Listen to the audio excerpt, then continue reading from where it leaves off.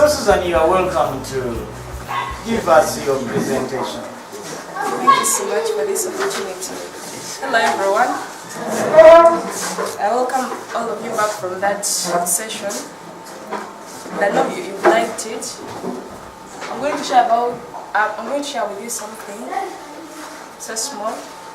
But before I start off with the big topic, I know I've talked about this very many times, and I'm sure most of you know what it means, and that is personal leadership. So I want to make this session lively, we are like interactive. So I ask questions, you answer. Yeah, so anyone to tell us what they understand by the meaning of personal leadership? What you understand by the word personal leadership? How you present yourself. How you present yourself. Thank you. Yes. How you prepare yourself. Present, prepare. For me, I take it as in how a person controls himself, how you take decisions, and how you decide on most of the things. An individual response.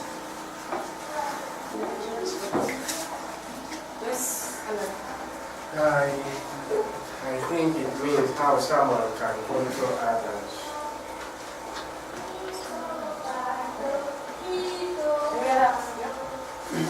On my side, I think personal leadership means how someone takes control of her or himself. I think not waiting for someone to tell you to do something. Thank you so much for the case of time saving. Okay, I also have my own opinion about that.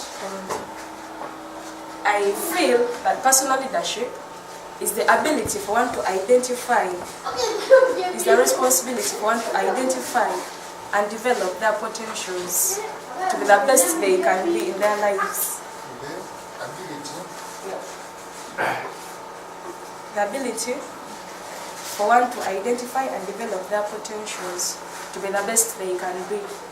And this is a process that starts within you.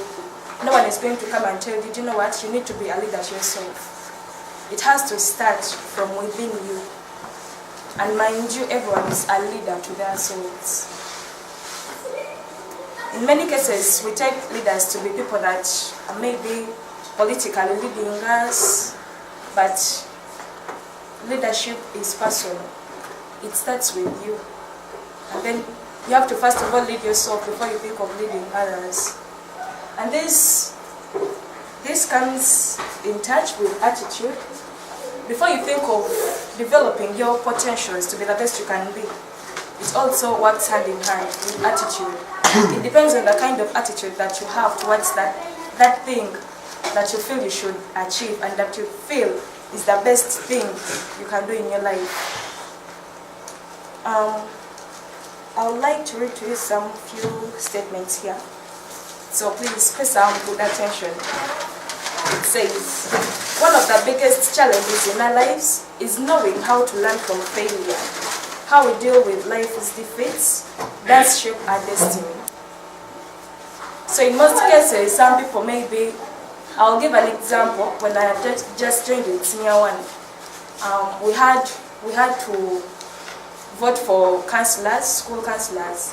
So I also went to be one of them, but I was unlucky that I didn't go through. But then that didn't keep me from moving on. I said, no, this shouldn't be the aim. It's just a start. And in Form 3, when I contested for prefectship, I went through. So as you can see, failure is not the end of it all. But the attitude that you have towards that thing that you really want to achieve, it matters a lot, and it does shape your destiny. Then the other statement is, sometimes we are faced with so many tough situations that we believe there is nothing we can do to improve our lives. Some people start thinking life is pointless and believe that they are helpless and are destined to lose out.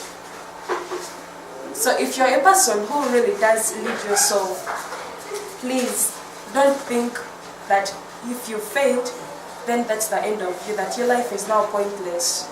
You need to have goals. You need to keep hoping for the best. And do not allow such beliefs to fill your mind. These beliefs strip us of our power and destroy our ability to act. For your information, if you didn't know that, that's the truth.